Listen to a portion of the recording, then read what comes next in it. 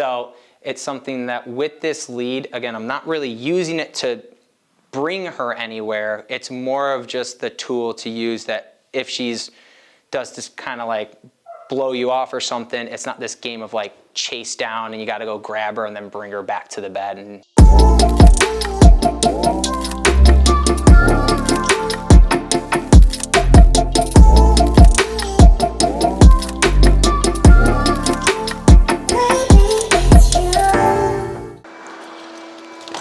all right, so last time she was having a little bit of trouble with some of the coming on and off of the bed.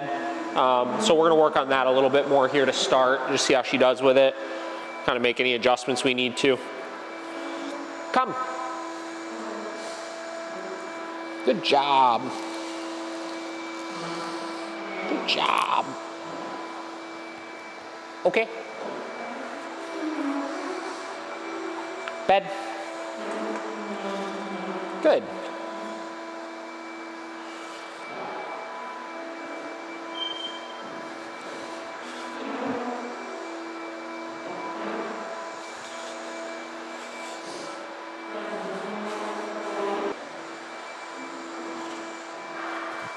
No.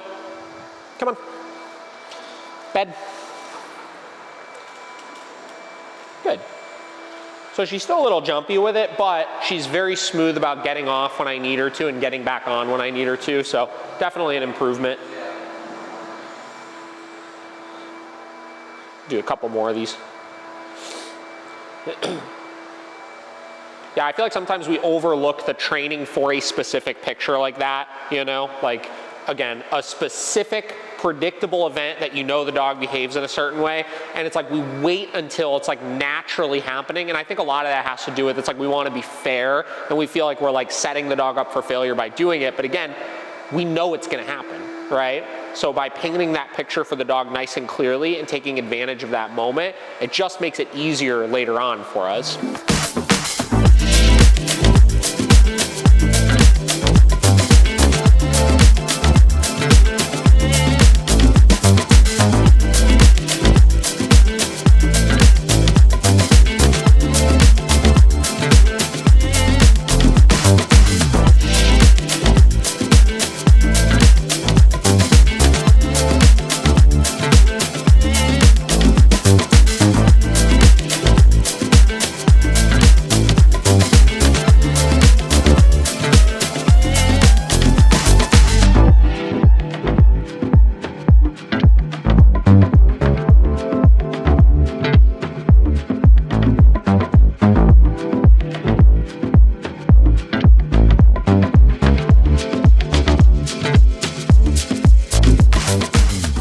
Little exercise right there, like doing it for a cool little video, whatever. But the importance of something like that is sometimes I like to take, like I'll create a picture in my head, right? Some sort of combination of commands or whatever that I want to work towards, and I'll just spend 10 minutes or 15 minutes like training for that picture, right? So it could literally be you put her in the bed stay at your house, you walk out your front door, go to the mailbox, come back in, make her follow you out to the backyard, do a, you know what I mean? Like just pick something like that that could be simulated somehow to like a real life example of something you would need, and train for that picture every now and then. And you can do that with Gunner, you can do that with her, and those are beneficial things to do sometimes, you know? But that looked great. I mean, she crushed it. She did really well. I mean, honestly, with everything. Last time, like I had told you, the hurdle she was having with that come command off the bed, she was really sticking to the bed too much. And it was kind of a tough session working her through it. But like I mentioned, like anytime we run into a situation like that, usually the next time they come back in and they're like a rock star with it, once they've had a chance to kind of sit with it. So I think, yeah, for sure. But I think she did wonderful. We're gonna wrap that up on that. She did great. This dog, are you filming yet? Mm-hmm. You are? Mm-hmm. You are? Yeah. Dude, this dog was such a weenie when she first came in. Like literally was so scared. She hid in the corner the first social that we did and like wouldn't even move at all. We would take her up into this room to go work her and she wouldn't get on the beds and she would like pancake herself on the ground and stuff. And look at her. Look how happy she is. This is the miracle canine way.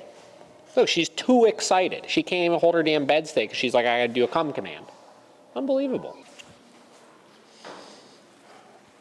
No. So again, just verbal that time, right? Didn't need any sort of correction or anything. Wait till she stabilizes. Okay, Fiona. Come on, Fiona. Come on. There you go. There you go.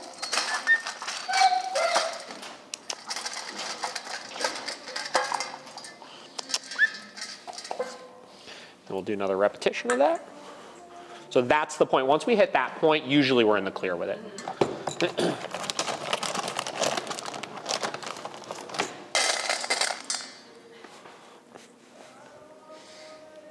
I did dogs with her when the Okay, Fiona, come on. Come on, Fiona. That was a weird noise. Fiona, come here.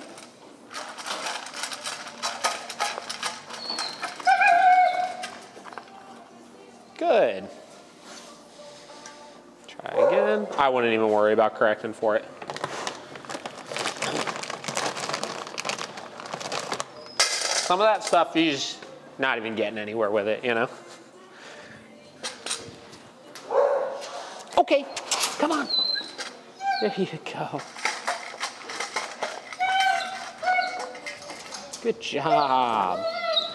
yeah, no.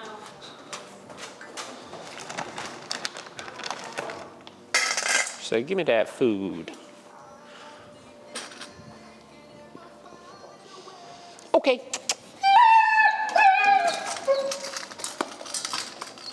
This dude looks like an idiot. Yeah.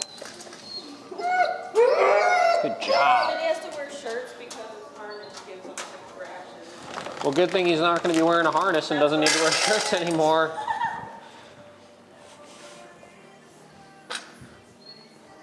Okay, Fiona, come on. Good job.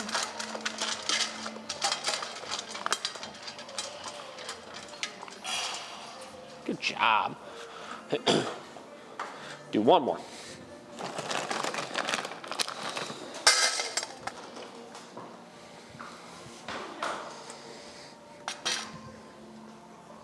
Okay.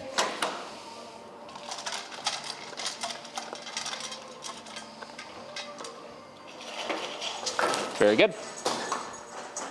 And again, much better than even the last one.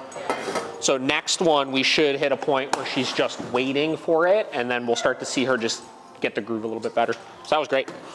Fiona, the dog we were just working with, is a dog that's here. She's very young, right? I think like maybe 7 months old or something like that. And she is here for resource guarding, food aggression issues, right? And her owners are a little bit older, right? You know, and we got to get this under control, basically, right? So generally, when I see dogs that have this like genetic young age showing food aggression issues, right?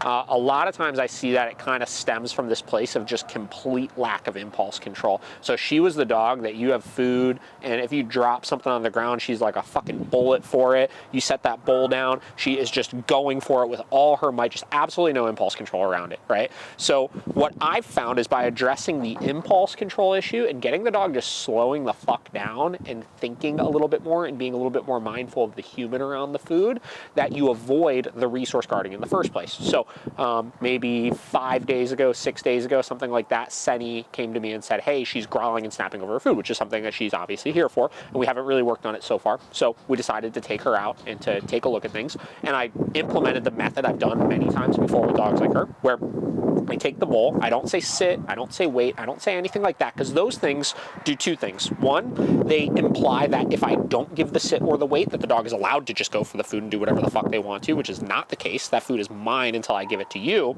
And the second thing is they're indirectly teaching the dog how to access reward, right? Which is what she wants, which is good for a lot of teaching purposes of things. But when I'm trying to suppress or decrease a behavior, I want her to learn how to avoid a consequence, right? I think that that shifts the mentality a little bit of the situation, right? So what I did is I took that bowl, I slapped it on the ground, and she went for it like a damn whatever the hell, a hyena. She went for it like a hyena. And I corrected her for it, right? I gave her correction for it, and she stopped, right? And she was a little bit apprehensive around the food then after that. She was like, wait a minute, whoa, because she had such strong mindless impulse or lack of impulse control for going towards it that now that I'm telling her not to, she's like, whoa, it's like snapping her out of it. I don't know what to do right now, right? Did it the next day, which was yesterday. Next day, same deal, went for it right off the rip, needed to correct her again for it. And then today, we needed to correct her for it, but it was just a verbal correction. She's hitting a point now where she's mindful enough of just me being present, where if she goes for that bowl, I can just tell her no, and she's like, oh, okay, right? And then we were able to get a couple successful repetitions. The last one, where she was the most confident so far, where I set it down, and she's really starting to understand, oh, I just wait until he tells me that I can have it, obviously. And tack on to that, again, we have the mindfulness of the human, where at the end I was feeding and I pet her at the end, and obviously there was no sort of negative response or anything. We still got a little ways to go with it, obviously. You know, we're just 3 days into the process, but we have a dog that now is being mindful of the human, is eating near the human, is understanding the expectation, and is not guarding the food. So that's kind of what we're doing. Lake Erie Dogs is joining us today, and we're gonna go talk some dogs, get some food, maybe drink a Christmas beer, and have a good time. You're in the shot, man. Come on out. Ready for our dog trainer day? Yeah, it's gonna be sweet. Paige is not gonna be filming the whole time. She's filming, so we do our vlog, obviously. And she's like, yeah, I just want to get him like coming in and then, like, you know, really? Whatever. So yeah, Okay. You're here. Here's Tom. Hi, I'm here. I'm Tom. How's the new space? It looks awesome, It's dude. great. The videos and stuff you guys have been putting out lately have been so sweet. So this guy had he bought a piece of farmland, 5 acres, like untouched. And literally he has 1,000 Menards receipts, and he put up like 50 pine trees surrounding the property, all this dogwood, Yeah. all these apple trees. That's he was trying to sweet. do like Christmas trees and has Okay. like all these pines in this crazy That's section. cool though. So like, Are you guys gonna have a little Christmas tree farm that people come to? And you should do like a dog training excursion where it's like bring your dog to get your Christmas tree. oh, I know. We've been Oh, planning on man. doing like a little. We wanted to this year, but like How many acres is it again? 5. 5. That's awesome. So, and then it's cool because there's like this dogwood, which is like this viney, just kind of like brush, and it makes like he made a whole perimeter. Yeah. So like in the summer, there's no way like when you're doing off leash, the Yeah. dog really has to try Yeah. to like dig their way out. That's awesome. The yard that you guys have and everything, like it looks sweet. Bye. I'm scared. Okay, ready? So they do it on TikTok. It's not bad, but what the hell? But I'm excited for her. Yes, I'm very excited for you. Yes. Oh, wait till you see. Wait till you think you're excited to see me.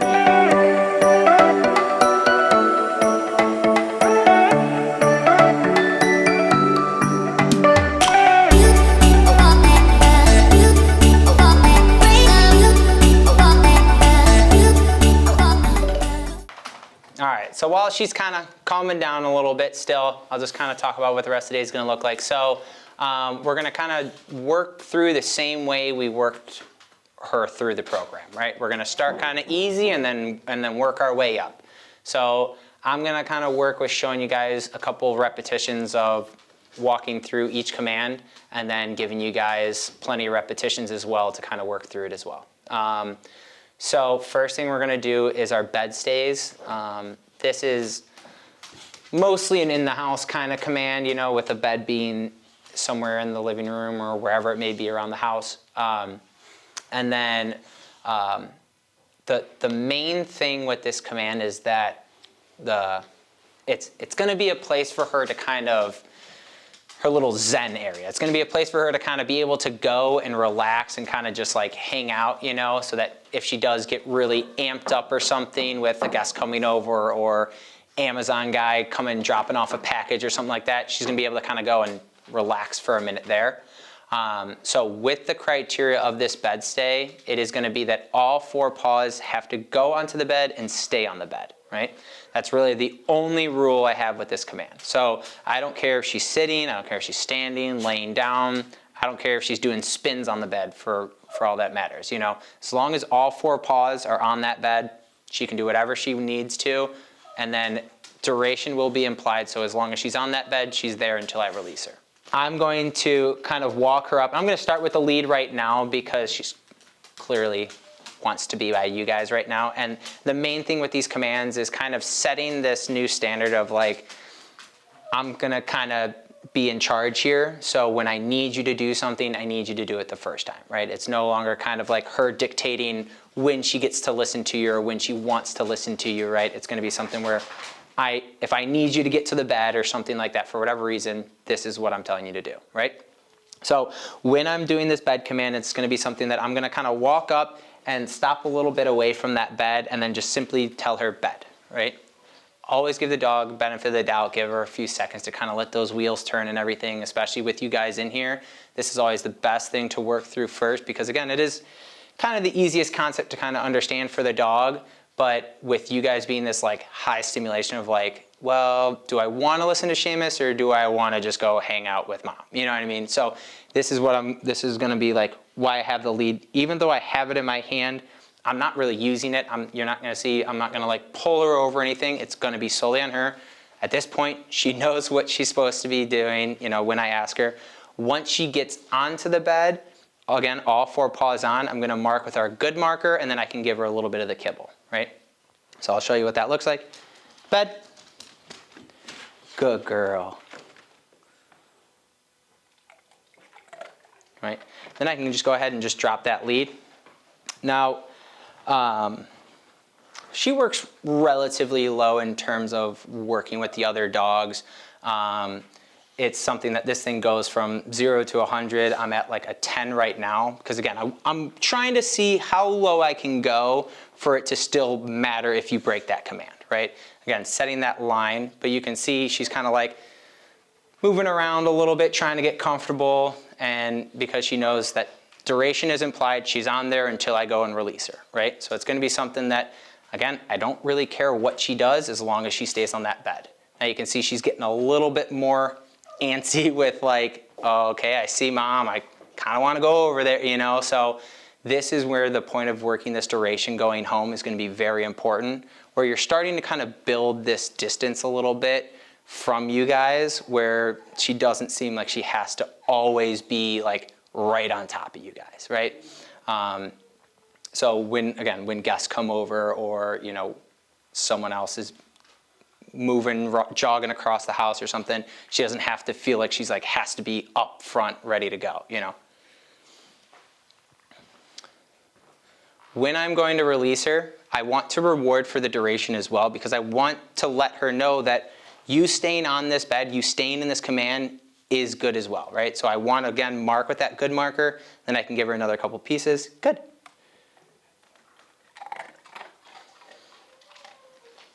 She's slobbering. And then whenever I'm ready to release, I'll just release with our release word, which is okay. Okay. And then she can kind of hop off, and now she's free to do whatever she wants, right? The okay is simply just the end of the command, so that's why it is the release. It means you no longer have to do whatever I'm asking you to do, right?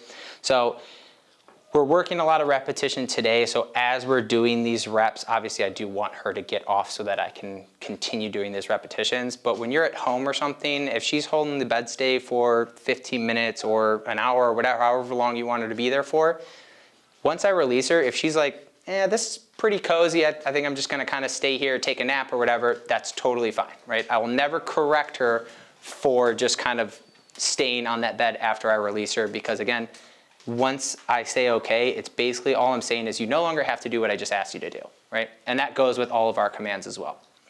I like to recommend using that lead, at least for like the first day, like today when you're bringing her home and stuff, because when I'm first introducing these commands, as well as like why I'm kind of walking up to the bed and making it very clear that when I say bed, this is the thing I'm talking about, because I want to eliminate as much confusion as possible for her. So that way, when I'm correcting as little as possible, and it's something that if I do correct, I know it's like appropriate. I know it's because she's either blowing me off or whatever. It's not just like she's confused and whatever, and I'm just overcorrecting her, right? So it's something that with this lead, again, I'm not really using it to bring her anywhere. It's more of just the tool to use that if does this kind of like blow you off or something, it's not this game of like chase down and you got to go grab her and then bring her back to the bed and make it a whole big scene, right? If she does try to blow you off, she's only getting as far as the lead, you can give that appropriate correction and then direct her right back on, right? So if she were to break this, the order of a correction is always marking no with the mistake that she's doing. So the second a paw comes off that bed, right? Because the criteria is all 4 paws on, the second even 1 paw comes off, I'm marking with no, and then I'm tapping with the e-collar, right? The e-collar just reinforces that no marker, right? That's the mistake you made. That's the consequence of doing that mistake, right? And then all I'm gonna do is just repeat the command, repeat that bed stay again so that she knows immediately what to do right? So we're immediately fixing that problem. Now if she were to break it, I'm only giving that correction, repeating that command, and I'm not rewarding her a second time, right? Because I want her to know that if she does break that command, it's only gonna be followed with corrections so that we can kind of curve that behavior instead of every time she hops off, she just kind of bites that level and then she gets another reward, right? Because then that creates a level of like, well, that level wasn't too high, so I guess I could just keep breaking it, Whereas opposed to if I just keep giving these corrections every time she breaks it off, as long as it's an appropriate timing and everything, and I fix her right back on, then she's gonna be like, okay, it's not really worth it, So again, once she's kind of calmed down a little bit, whatever X amount of time, however long I want her to hold the duration for, good. I can reward for fixing herself, holding that duration again, and then I can go ahead and release her again. Okay, good job. And I like to, when I do release her, when we're first starting this as well, I like to kind of move with her to let her know that she's allowed off too. A lot of times, the owners, they'll stand up the bed and they'll release, and then they'll kind of wait for the dog to leave. But again, she doesn't have to, right? So it's something that if I want her to kind of move off, I can just kind of start moving after I say it to kind of motivate her to come with me. Or you could even just kind of coax her name off too, and call her name. If you're releasing her from the couch, you can just call her over and then she can hop right off if she wants to, right? But again, it's never something I'm gonna correct for her not coming off after I release her.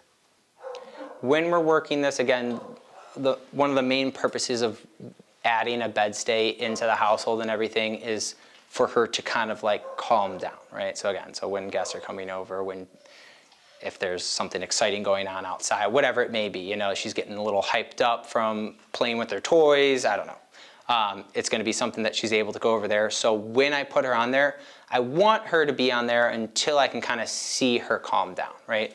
If it's in the situation of guests coming over, right? I don't want to put her on there just till the guests come in and then sit down and then you go ahead and release her and she's still just as crazy, right? I want it to be something where she's on there until I can see that she's calmed down, relaxed, kind of collected herself, and then I can release her and she can come over and say hi if she wants to. She can stay there if she wants to, right? So this is more of kind of what I'm looking like as opposed to when she was over here standing and kind of itching to get off, I would never release her then because she's already kind of questioning it right now. But when she's kind of calmed down and relaxed, then that's when I would want to go ahead and release her, right? So the expectation is when you say bed, she's to get on the bed and you don't say anything else after that until you are ready for her to get up and then you say he is bed. Perfect. Yep, that's it. That's exactly it.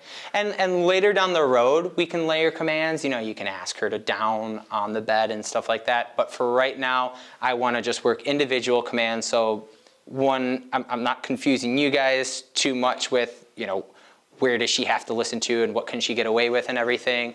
And two, so when she's going home, it's as smooth and positive as a transition as possible, right? Once she gets comfortable, you guys get comfortable with the commands and everything, the timing, the corrections and all that, then we can kind of layer that on. And that's what those follow-ups are for. With that whole year of follow-up support, definitely have plenty of time to be going over all that. So today I'd like to kind of go back to doing some sending to the beds and starting to add some sits into it to differentiate 2 commands and get him to work through 2 different things. So he doesn't just auto do things and he's starting to wheels turn a little bit, think about what we're asking him. Okay. So just a couple drills with that. And then you'll get to see a formal session of how well he does. And he was like, oh, he loves his pepperoni. And then I tried to give him his pepperoni and he's like, No. Yeah, it's okay. So when I got in here, I gave him one right away, and then I gave this time, he was like, nah. He's like, not from you. Yeah. I don't take treats from swine.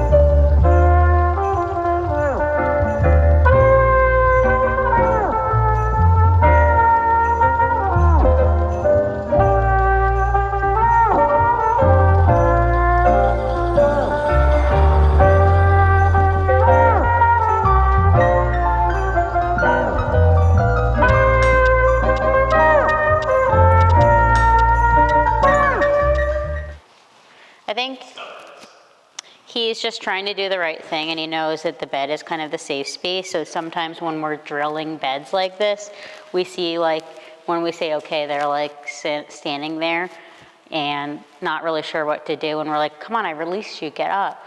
But because I say okay, he's technically allowed to do whatever he'd like to do. So there's nothing wrong with him staying, but if I'm trying to rep out a bunch of kind of repetitions and help him move along, I can use the leash to guide him off. Okay, come on, okay. Or use like my tone of voice a little bit excited, or my body language, like clapping. But sometimes we see this because he knows the right answer is the bed. And he's like, I want to avoid getting a correction altogether. Sit. Good. Kind of alternating now between the two. You're doing very well at this. I think you're a very smart little cookie. Good. Okay. Bed. Good. He's like, this is a workout. Good job. And hold a bed stay. Or sometime that he's really excited, like when you do come home, if you're practicing getting him to go to the bed. It is definitely will be a challenge at first, so just be willing to be able to maybe pop a leash on him and help him get from point A to point B and follow through with the command. But I think he's definitely capable. You saw his little wheels turning today. He's thinking things through, which I think is a turning point in most dogs, because when they're able to differentiate different commands, I see a lot of confidence from it.